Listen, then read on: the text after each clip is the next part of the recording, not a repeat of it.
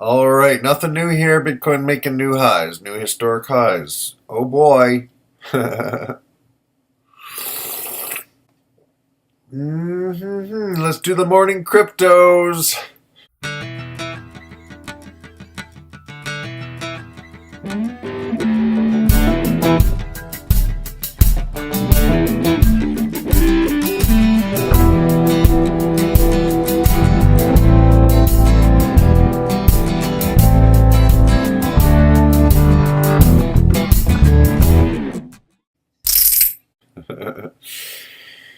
All right, welcome to the morning cryptos. It is day 33 of my personal challenge to dive deep down the rabbit hole of the crypto space, the crypto sphere, the crypto maniacs, the crypto knots, and it is September 1st. And here in upstate New York, it feels like October 1st. It's brisk, and time to think about winter. So, Bitcoin has hit new highs, and it looks like it's really gunning for 5,000. That's my big guess, and I'm not going to try to buy any at the moment. When it hits 5,000, I'm looking for a retracement, and we'll see if we get one. There's a lot of people right now predicting $50,000 Bitcoin, and yeah, right now it's not a usable coin. You can store value in it, but it takes a while to get your value out. And we'll see what happens when we have a retracement and everybody tries to sell, and it takes them 2 days to sell, 2 days to make their transactions, and they're going to lose their price. So that's really my main objection as a trader, is if I can't get out when I want to get out, and if I can't get in when I want to get in, it kind of puts me off. Unless I'm a long-term holder, and I'm not. I mean, I am in some ways, but I don't know. It has all the earmarks to me of an AOL or a MySpace. First to market is not always the one that makes it work. So that's my thought. So on the 1 day chart, it's just cranking 47.90 at the moment on this particular chart. And on the 1 hour charts, we have a nice ascending stair step pattern, whatever you want to call it. And the 30-minute chart, yeah, I'm just watching it, people. I'm watching it. And be careful, okay? What goes up must come down. And it has not had a major retracement since a while ago. So its major retracement, really, it hit a high in June. Looks like June 12th. And then it worked its way down. And pretty much since July 17th, it's been moving up. Then we had a little sideways pattern. This was a sweet little pattern. I did catch this. And I got out here. So for me, that was I think I made a good trade there. And yeah, right now, I'm not in. So that's Bitcoin. Good luck, people. All right, the next one we're going to look at today is Ethereum. All right, we're going to hit 400 today, probably. That's my prediction.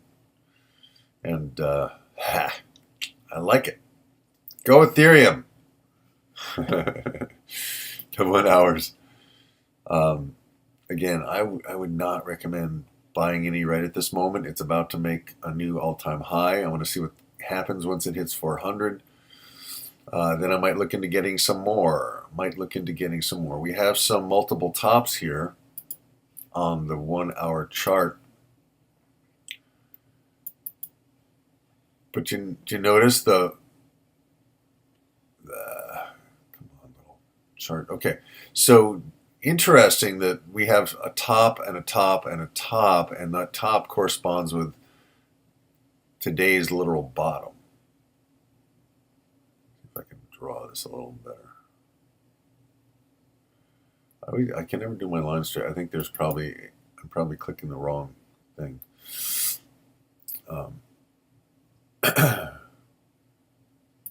But yeah.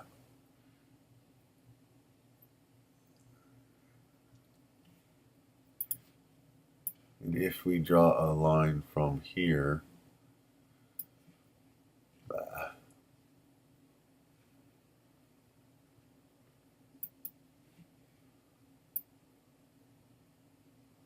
depending on, your take on this,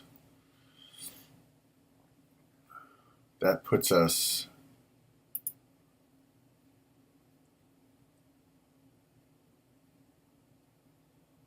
if you're looking at the bottoms, where does that put us? This chart I'm frustrated with. I gotta find a better chart place. If you guys have any recommendations for better charts, let me know. Because I can't go up. I can't, with this chart, I don't know how to take it up because I want to see where this line crosses 400, and I can't do that. It won't let me go up that high. So anyway, I think it's going to hit 400, and you don't need to be a rocket scientist to see that. I mean, this is where it's going to test. Probably 420 is the target, but we are really close, really, really close to 400 right now. So in the 1 hours, you can see it. Just making a nice steady grind upwards. I think that's preferable to these huge spastic moves. And if you had to get in, look at your 1 minute chart. If you can time it. I don't know how clogged the Ethereum network is at this point, but all right, boom. Let's look at Dash. Interesting. And again, Dash moved up fast. I think Dash is going to really consolidate at 400. Because it's definitely going to test that high. It's weird. Dash and Ethereum are about the same price right at the moment. It's kind of weird. And in Dash on the 1 hour chart, we have a nice steady stair step. We've had a lot of places you could get in. Some nice sideways trading ranges. And but we're right at kind of the edge of a new top. So again, in all of these currencies, there's new things happening. History is being made. It was a day of infamy. Yeah. So Dash on the 30 minutes, Dash on the 1 minute. Not telling me too much. Okay. The 30 minute, I like this chart because it kind of lets you, there seems to be a little resistance at 383.84 here. But 384 was reached. 386 was reached. 387 was reached. So really we're gunning for 388 here. And then 400. Yeah, it's early, people. I'm doing the boarded cryptos. This is the boarded cryptos. It's boarding. And I don't have a lot to say today. I'm just watching. Right now, there's not a lot to do. And I think sometimes when we're trading, if we feel like if we're not doing stuff, we're not trading. But sometimes just staying on the sidelines and watching. And I'm watching my my Exodus wallet. My portfolio value just keeps going up, and that's cool. The thing is, sometimes these markets go down too. So, and usually they go down right after they've made new tops. It's just the nature of the beast. People will take profits. I might take some profits, right? So you'll have some selling. And boom, let's look at my favorite. I had a dream about Litecoin. And why is Litecoin my favorite? I like it because it dances really well with Bitcoin. It's kind of poised to really benefit from the whole segregated witness thing, when it's implemented, it's been activated, but it hasn't been implemented yet so far as I know. Um, so I think Litecoin's going to continue to go. I think it's going to go to 100, and I'm going to hang on to it. And at 100, we'll see. I might want to sell some and get into something else, or I might just hold long term. We'll see.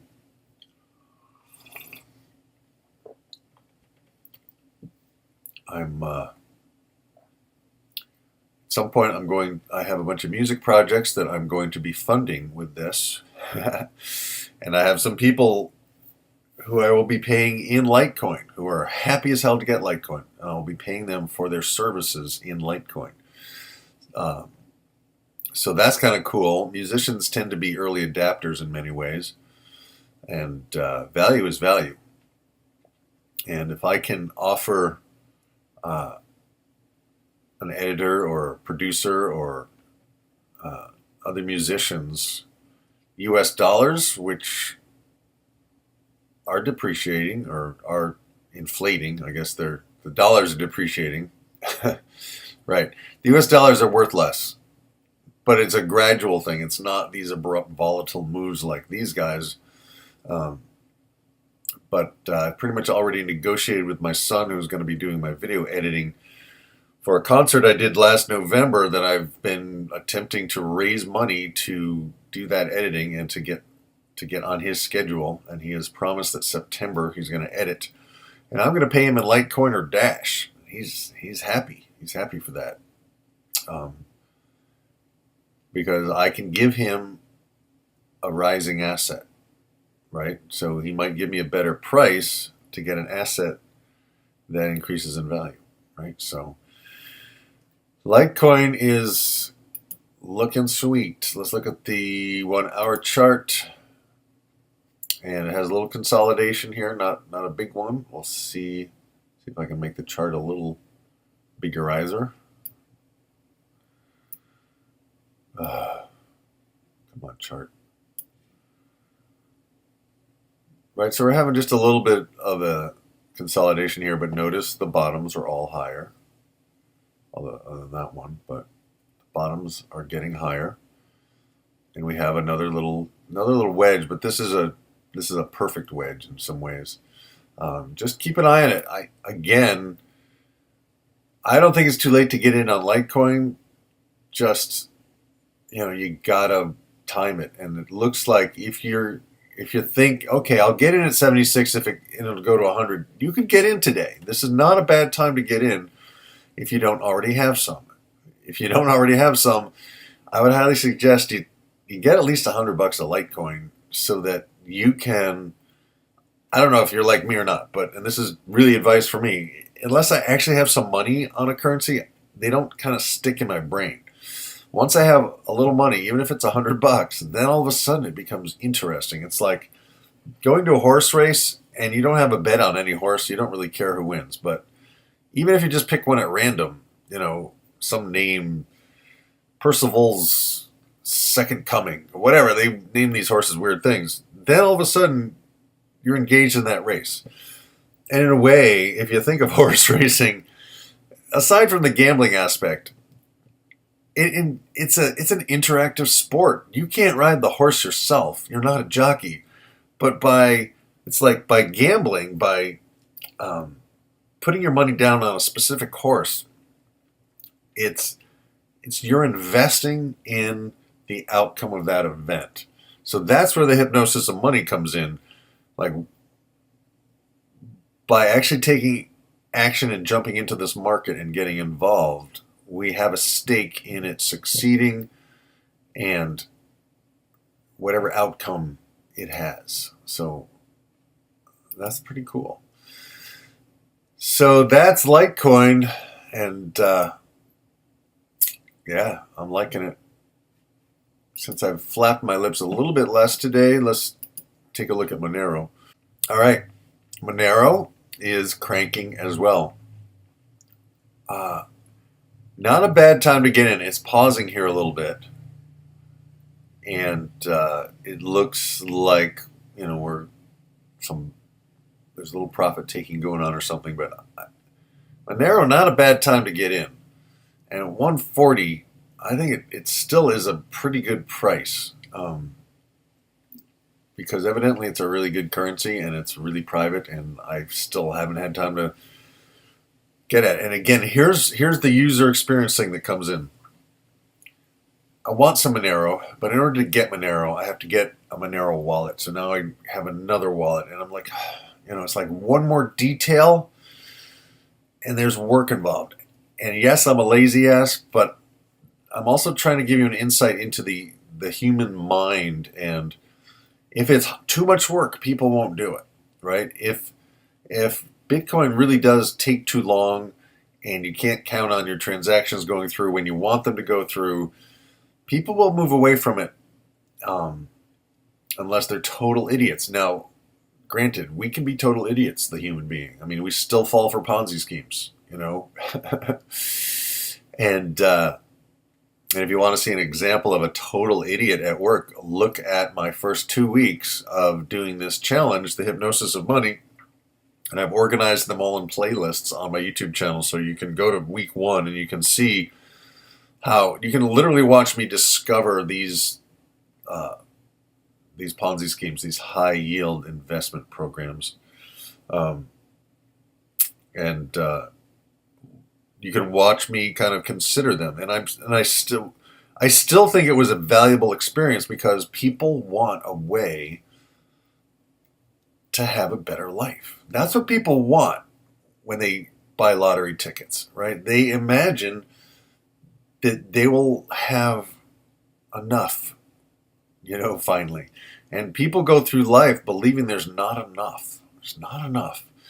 And ultimately, there's plenty. There are opportunities everywhere.